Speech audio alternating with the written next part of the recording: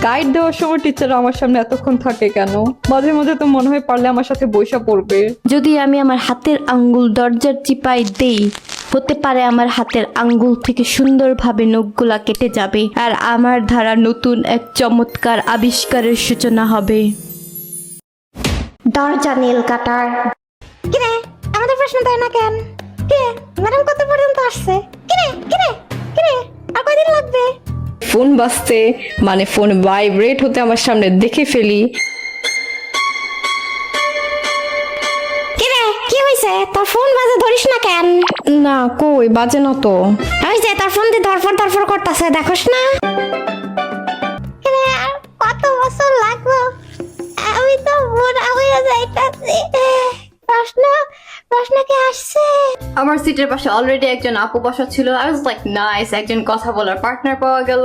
না না না, ট্রাস্ট মি। প্রশ্ন শেষ হয়ে গেছে। পিছনে যারা এখনো প্রশ্ন পাও নাই, আর কিছুক্ষণ ওয়েট করো, আমি প্রশ্ন নিয়ে আসতেছি। ম্যাডাম, প্রশ্নের সাথে অক্সিজেনের একটা সিলিন্ডার নিয়ে আইসেন।